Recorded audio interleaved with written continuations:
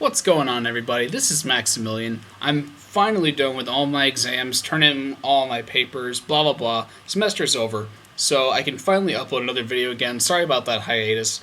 I kind of wanted to give myself like a day or so to recover, so to speak, from the stress of exams, although really the exams were not that difficult, so there wasn't too much stress involved. But you never realize how much, or how much, I guess, not how much, how soothing and relaxing a day of nothing can really be. Like when you just set aside a good 24 hours or so, just doing absolutely nothing, not thinking about anything, just letting your mind unwind. And it feels great. I just literally didn't. The day after my exam, I did nothing but I ate a burger, I drank a beer, and I watched a movie, and I went to bed, and it was great. So I'm all rested and relaxed now, ready to bring you some more Pokemon videos. So here we go. We're really not doing too much in this episode. I was hoping to get to Ecruteak. Unfortunately, there are a few more trainers than I initially anticipated. That and Sudowoodo gave me a bit more trouble than I expected. So, we're basically devoting this entire episode to the Squirtbottle and Sudowoodo. Now, I would recommend saving the game prior to fighting him because this is a unique instance of a Pokemon. So if you fail to catch him here, you don't have an opportunity to do so later in the game, and if you're going for completion, then it would behoove you to do so. Although in theory, you could glitch into a Sudowoodo later, it's much easier to just catch him this way. Because you got to take advantage of every opportunity they give you in this game, since there's a lot of gaps in this Pokedex. We'll get to the catch them all later, because I'm still not quite sure how I'm going to manage that. But anyway, let's talk about something besides Pokemon, since we really don't have too much to focus on here. I am going to be coming back to the States in 10 days, and it's kind of weird because I have no educational obligations anymore, so I just have 10 days of free roam in Hong Kong. And I'm trying to think about what I should be doing, because really the only thing that I actually have to do as far as obligations go is just get a few more souvenirs for friends and family, and that's basically it. I went out and bought some new luggage today, so I got that all taken care of. But honestly, I'm just trying to get as much of the city in as I can before I go back home, because I'm not sure if I'll ever get an opportunity to come back here again. And it's not like you get to see the other side of the world every day, so I figure I'm going to make the most of it.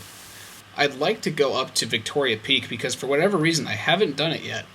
So I'll see if I can maybe arrange a tour or something, go up there, take the gondola up to the top, do whatever. I'm also looking out for some interesting restaurants to see what kind of cuisine I can find, because Hong Kong has really good food. So I'm going to be just goofing around, going all over Hong Kong, doing a great deal of nothing. Just having a good old time. So that's what I'm thinking about as far as short term goes. Now long term, I'm looking ahead to the summer, and I'm kind of thinking about what I'm going to do. I know that I'm going to be working full time, so this will give me a psychologically rigid mental schedule.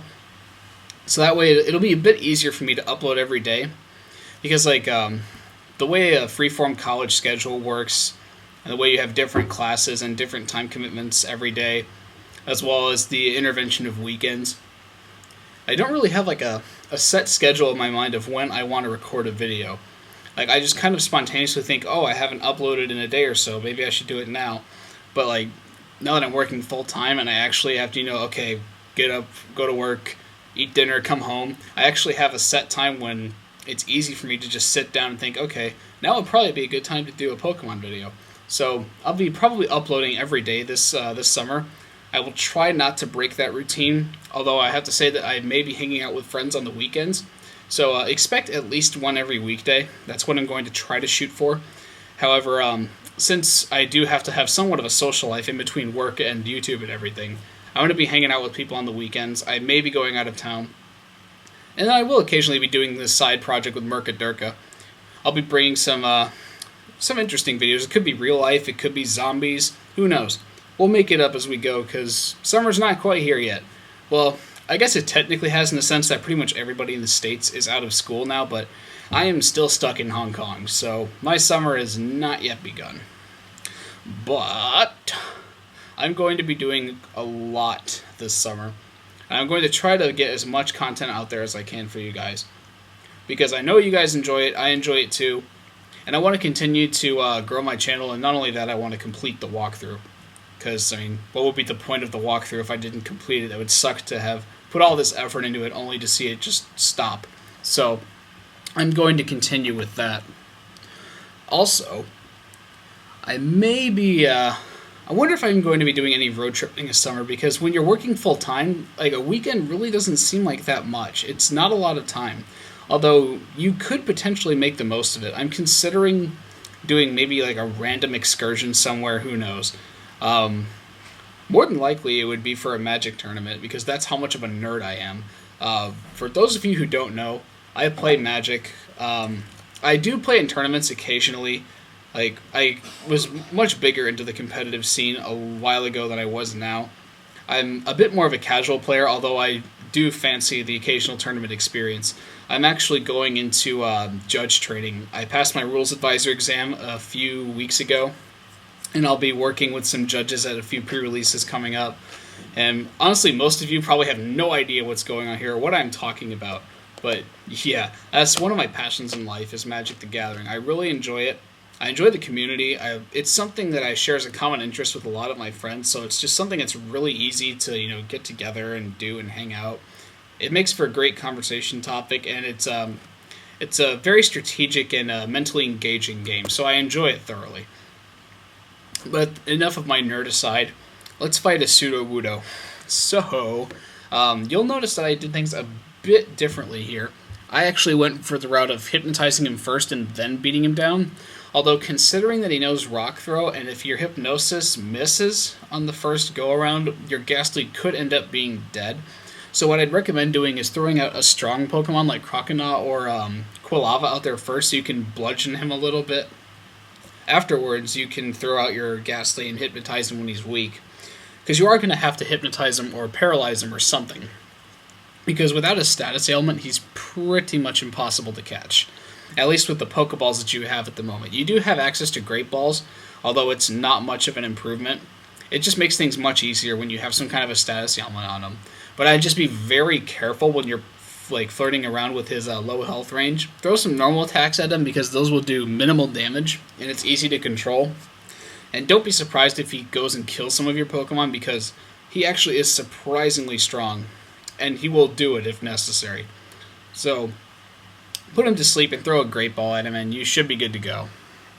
I don't know if I'll be using him, just because Sudowoodo is... Well, it's an okay Pokemon, but it's just not really that good. And honestly, I never really had much of a fond perception of him anyway. So I'll probably just leave him to rot in the box. And besides, there are more interesting Pokemon to get along the way here, so I'll probably go for those first. Actually, if you do have a suggestion for a Pokemon that you'd like me to catch, now that we're coming up on Ecruteak, so we're kind of able to diversify a bit now, let me know what you'd like to see. I know that there's a couple of wild Drowsies. I'm not sure if a Psychic Pokemon would be the right thing now, because I feel like we're missing an Electric Pokemon. I don't know why, but that's just my initial thought. I know Drowsies are pretty good as far as special attacks are concerned, but I do have this tendency to want to lean towards Abracadabra and that Psychic type, just because their special value is so much higher. Yes, they are more vulnerable to normal type attacks, ones that don't typecast, but at the same time, if they ever land Confusion on anything, even if it's not super effective, the defending Pokemon's usually essentially dead. So maybe I'll hold out for one of those, I don't know. I'd like to get a Mareep eventually, because Ampharos is one of my favorite Pokemon from this game. So that's one thing I'm considering. Let me know if you guys would like to see that. And there's also tons of Pokemon that I just can't even remember in this game, because it's been so long since I've actually played it. So if you've got something exotic or crazy and I'm not aware of it at the moment, let me know. Always willing to try some new things, especially for Pokemon, because you can play this game in so many different ways. It's nice to change things up every once in a while. So, now that we're in Ecruteak, we're not actually going to do anything this episode, but next episode we have another gym to go to, and if I remember correctly, this is also the city where we end up releasing the beasts, so to speak, Entei, Suicune, and Raikou. And also south of the city, there's a bunch of apricorns, which will give you some unique Pokeballs, which are mostly useless, but otherwise cool. If you need to, you can go ahead and use these, I think, once a day. Kurt takes a while to make balls, though, so it sounds so terrible. But you should be able to replenish these quite handily and readily. So go ahead and dump those off to Kurt and make him slave away for you, because that's his job, to serve you for free. Yeah. Fight the Clefairy and Jigglypuff over here for some free experience. They're mostly pushovers, but I really had a tendency to hate Clefairy and Jigglypuff and Chansey too, although I'm not sure if any trainers in Red and Blue actually had a Chansey, because their HP and defense were so high it took forever to kill them, even with an incredibly powerful Pokemon. That and most of them knew Sing. Although Chansey didn't know Sing, it didn't know Soft Boiled, which sucked even worse because that essentially just refilled it to full health. It's like shooting a full clip of a gun into a dummy, and then all of a sudden it just gives you a brand new dummy to shoot at. It's like, oh, okay, totally better. So I never really cared for Jigglypuff or Clefairy, but that was just a really terrible analogy. Let's forget that ever happened. Alright. So, now that I'm free, I'm going to be uploading a bit more over these next few days. I think I'll try to go for one every other day, because honestly, I'm going to have a tendency to just want to goof off and have some alone time, or just go around the city and just do stuff. Go eat out, see some things, buy some stuff, because buying stuff is always fun. And just hanging out with friends in general, because now all the exchange students are leaving, so it kind of sucks. But at the same time, you got to make the most of it. And I've actually met quite a lot of new people when I've been over here.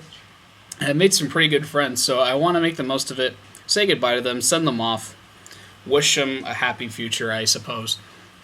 But yes, my journey in Hong Kong is coming to an end, and I think I'm going to be posting up a video or so, or some more video of what was left on my camera before I lost it in Shanghai.